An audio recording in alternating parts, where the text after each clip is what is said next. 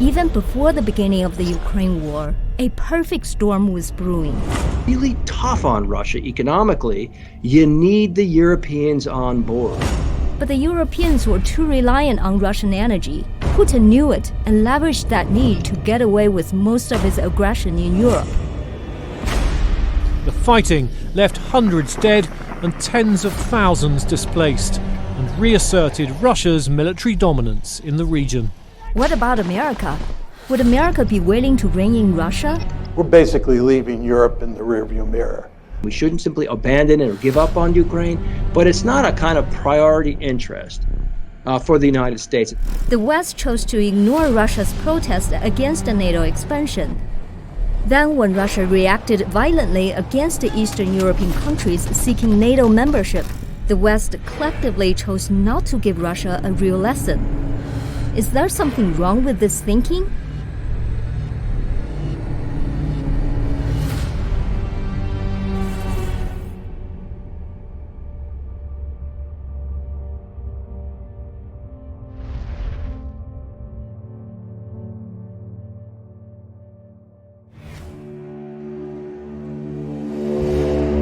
He walked towards the small crowd at the front gate in what a witness later described as a slow and calm manner.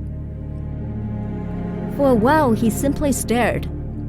Then, after a brief conversation during which the protesters were surprised to hear his fluent German, he informed them that if they entered, they would be shot.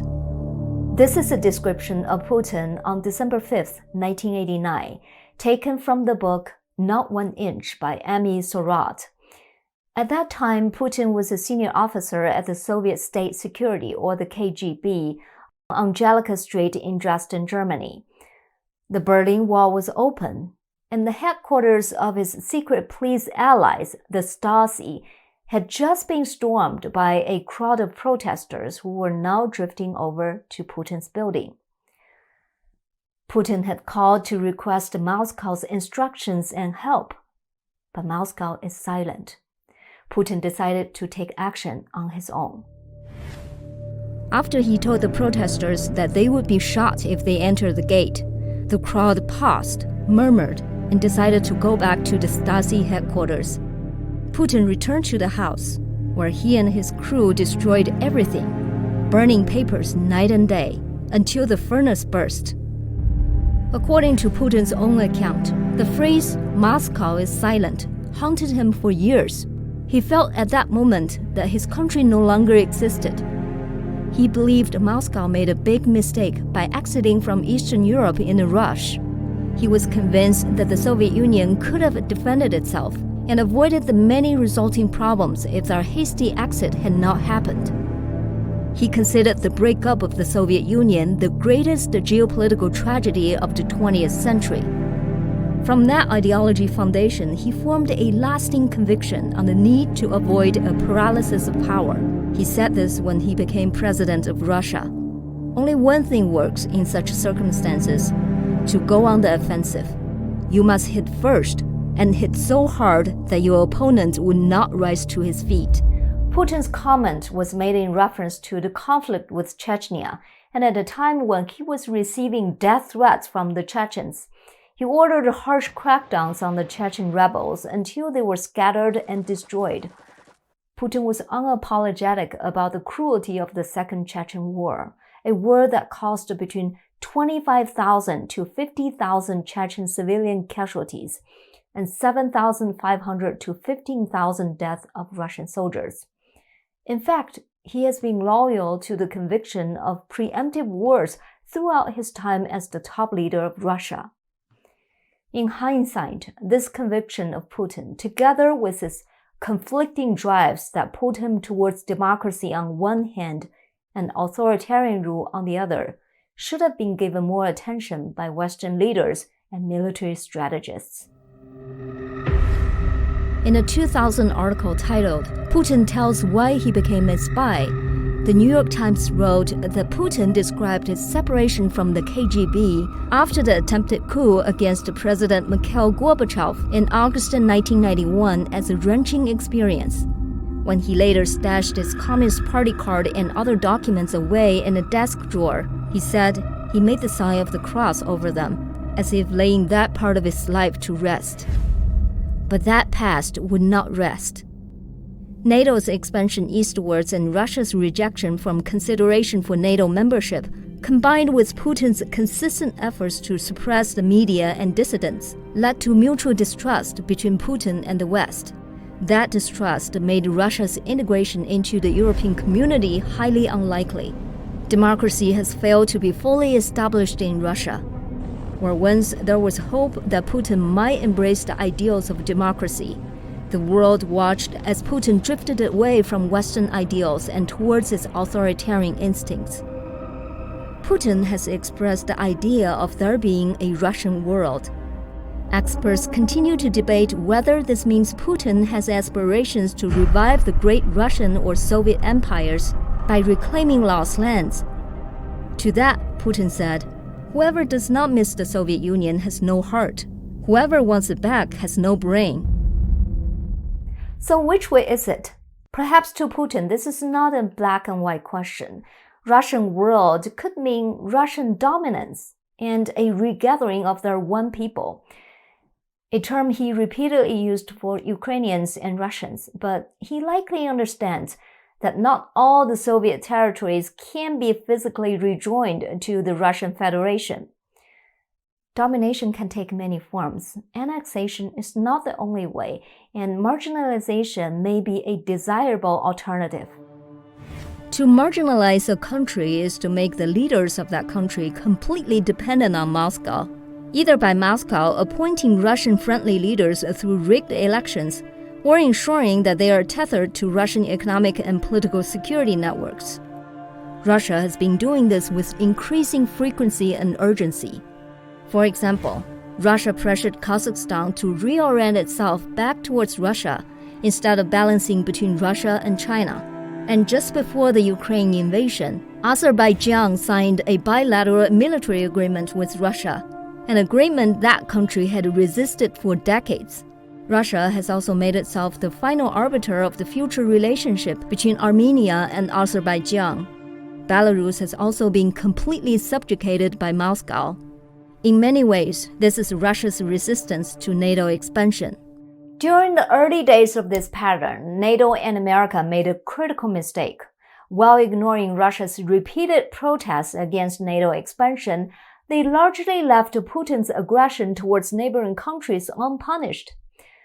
The first significant instance of this was the Russo-Georgian War. Professor John Mearsheimer, a renowned international relations theorist at the University of Chicago, had the following to say about the cause of that war. But then the big trouble starts, and it comes in the famous Bucharest Summit, NATO's Bucharest Summit in April 2008. Here in Bucharest, we must make clear that NATO welcomes the aspirations of Georgia and Ukraine for their membership in NATO.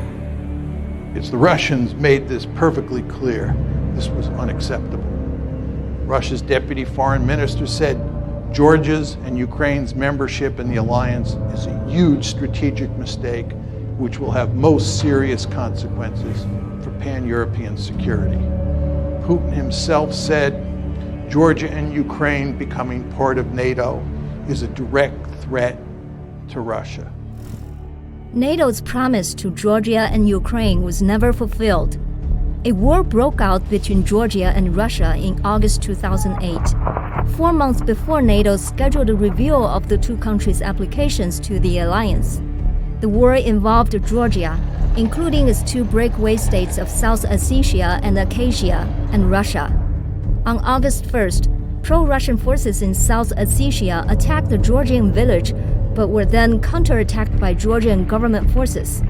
Russia then hurled accusations, claiming that Georgia committed genocide against the Russians in South Ossetia, and using that claim as justification for launching a full-scale land, air, and sea invasion of Georgia on August 8th. The Russian army had a series of significant victories before the two countries reached a ceasefire agreement through the mediation of international parties.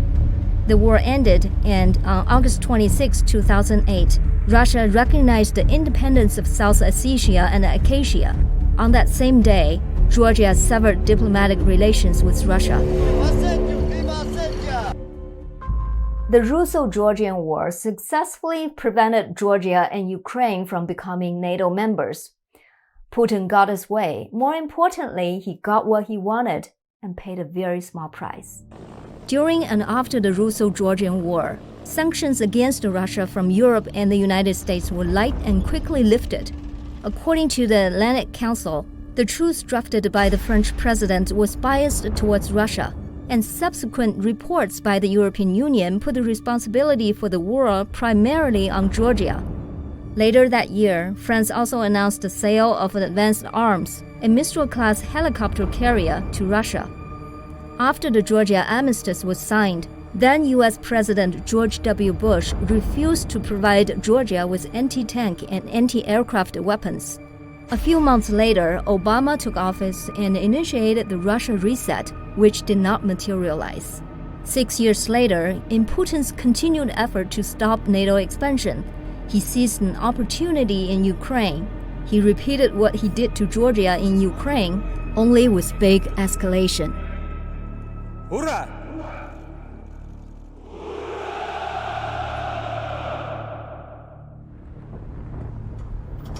And my aim is that the main deep causes, the aim of the United States and its European allies, to peel Ukraine away from Russia's orbit and incorporate it into the West.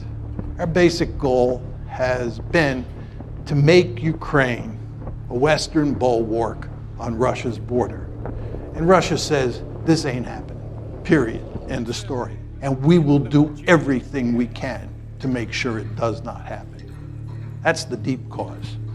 Now, take it a step further. There are three key elements in our strategy. The first is NATO expansion, and in many ways the most important. Second is EU expansion. EU expansion is all about integrating Ukraine economically into the West, the way we are in the process of integrating Poland, the Czech Republic, Slovakia, the Baltic states into the West. And of course, we're doing that with NATO as well. The third part of the story is fostering an orange revolution. This is all about promoting democracy in Ukraine and in other places.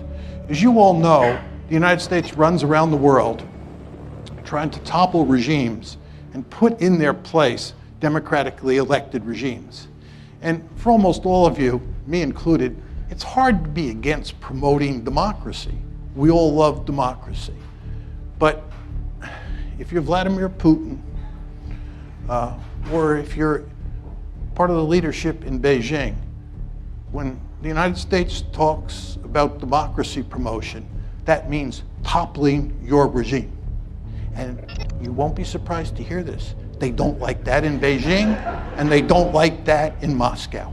In November 2013, a wave of large-scale protests erupted in response to then Ukrainian President Yanukovych's refusal to sign a political association and free trade agreement with the European Union. Instead, he was interested in the Russian proposal that involved cooperation among the EU, Russia, the International Monetary Fund, or IMF, and Ukraine, which he believed offered more favorable terms to Ukraine. These protests continued for months without major incident. Until February 2014, when clashes between the protesters and special riot police turned violent, leading to the deaths of nearly 130 people. As you might imagine, the deaths ignited an already heated situation and led to protesters seizing control of Kiev on February 22nd. Yanukovych fled Ukraine, and the Ukrainian parliament voted to remove him from office that same day. 18 days before Yanukovych fled Ukraine, in the heat of the street protests, a recorded phone conversation was leaked between Assistant Secretary of State of the United States Victoria Nuland and U.S. Ambassador to Ukraine Jeffrey Pyatt. They were discussing their wishes for a Ukraine transition to an interim government and specifically the roles in which they hope to see the prominent opposition leaders. I don't think Klitsch should go into the government. I don't think it's necessary. I don't think it's a good idea. Just let him sort of stay out and do his political homework and stuff. I think Yats is the guy who's got the economic experience, the governing experience. I just think Klitsch going in, he's going to be at that level working for Yatsenyuk. It's just not going to work. We want to try to get somebody with an international personality to come out here and help to midwife this thing. Arseniy Yatsenyuk, Nuland's pick to lead Ukraine, did become the leader of the interim government after Yanukovych fled to Russia and later became the prime minister of Ukraine. Is it in the best interest of America for America's diplomats to get involved in other countries' domestic affairs? I mean, I'm particularly referring to Undersecretary of State Victoria Nuland's leaked phone call that revealed her choice for Ukrainian leaders during the Maidan Revolution. I think I hate to say it, but it kind of is almost, well, let me just put it this way. All countries meddle around in other countries' domestic politics. They always want to claim that only other countries do it and they don't do it. So Russia does it all the time. China does it all the time. The United States does it all the time. This is basically one of these sort of things we don't like to talk about in international politics, but such meddling is common. Victoria Nuland's phone call was, as you know, it was monitored by Russian intelligence, and Russian intelligence released it to try to embarrass the United States and embarrass the newly emerging government in Ukraine. And this is sort of a part of a series of operations the Russians attempted to do to discredit that government and seek to keep Ukraine close to Russia and prevent Ukraine's westward drift. But the bottom line of your question really is an important one, which is, should we get deeply involved in these countries' domestic politics? I think it's pretty hard for us not to when you see a democratic revolution or a democratic leaning change occur in another country. It's very hard for Americans as a democratic country to say, well, that's your business. We're not going to do anything about it. However, I do think we need to observe some sort of circumspection or care when this country or these countries are very close to geopolitical rivals. That said, it's not as if our rivals, China and Russia, keep their hands out of our domestic politics or out of the domestic politics of other countries. So in some sense, this is how the game is played in international politics. And it's kind of unrealistic to think that we're going to stop it. It's just we probably want to try to be extremely careful about it and put some limits on it. Russia's involvement in the 2014 Maidan Revolution in Ukraine officially started after Ukrainian President Yanukovych fled to Russia on February 22nd. Yanukovych claimed the parliament's vote to remove him was illegal and asked Russia for assistance. Russia deployed troops to Crimea and occupied government buildings. On March 16th, in a move deemed illegal by Ukraine and most countries around the world, Russia put forward a referendum for reunification between Crimea and Russia. Official results showed over 90% of support for that reunification. And on March 18th, Russia formally incorporated Crimea into the Federation, where it remains today. Following the annexation of Crimea, NATO initiated economic sanctions on Russia. There are three types of sanctions. The first restrict access to Western financial markets and services for designated Russian state-owned enterprises. The second and the third place an embargo on exports of certain goods to Russia. Meanwhile, America worked with Saudi Arabia to increase oil production, which brought down the prices of oil globally. These combined efforts caused a significant downward pressure on the value of the ruble, increased the flight of international capital out of Russia, and forced their entry into a recession. However, the sanctions left out the most important sector, imports of Russian oil and gas. Roughly 40% of Europe's natural gas comes from Russia. 8% of America's imported oil also comes from Russia. Oil and gas accounted for 60% of Russia's exports and 39% of their federal budget revenue. When Russian oil and gas are still flowing to Europe and America, the blow of other sanctions imposed on Russia is now fatal to their economy. Why did NATO and America, on one hand, ignored Russia's protest against NATO expansion for years, but on the other hand, wouldn't punish Russia when Russia invaded other countries such as Georgia and Ukraine to stop such expansion. It's strange, you might say, in hindsight, that we sort of opposed those moves, but put fairly weak, I would say, sanctions and penalties on Russia. We did sanction them. Relations did get a lot worse, but these things don't seem to be, in hindsight, as damaging to Russia as would have been necessary to change Russia's thinking. And I think the reason is that they were very clever strategies by Russia to try to keep the threshold of Russian action sufficiently low so that a consensus in the Western alliance could not be achieved regarding punishing Russia. To get really tough on Russia economically, you need the Europeans on board. And yet by only taking Crimea and then just this subtle, I mean, not so subtle, but this kind of sort of denied intervention in eastern Ukraine, Russia could keep the threat level low enough that key players like Germany wouldn't agree to tougher sanctions. So the sort of tragedy of politics is that you could only build a consensus behind a really powerful response to Russia when Russia actually took a far more damaging, threatening, and dangerous action.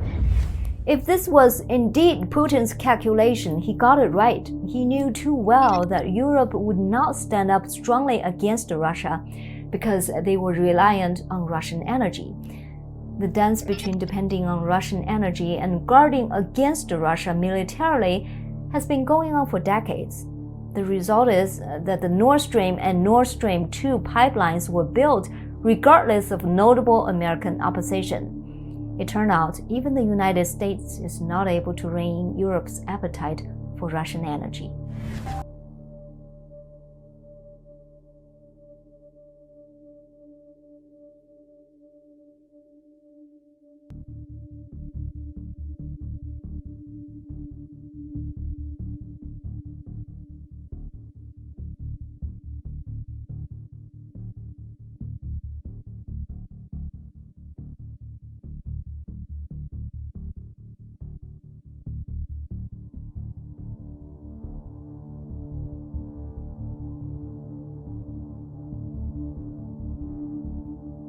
Hi everyone, thank you for watching our in-depth report. If you would like to watch the rest of it, please go to our website, zoomingin.tv, and become a member. $5 a month or $50 a year, cancel anytime. You will have access to my extended interviews and full in-depth reports. For those who are not quite ready to become a member yet, you are welcome to visit our website as well. We have all the shows you can watch on YouTube, plus a transcript on our website. YouTube only allows for a short description, but on our website, we post the full transcripts. You can simply donate to us on that website as well. Finally, I would like also to thank our sponsor, Shenyun Performing Arts. Enjoy Shenyun at your nearest theater. And for Zooming In audience members, you can get discounted tickets at shenyun.org/Simone-Gao. Have a great day, and I'll see you very soon. You are not just watching a performance. You are witnessing a culture reborn. Now, you'll see what the modern world has never seen. China, before communism. Shenyun 2022. Live on stage. Get tickets now at shenyun.com.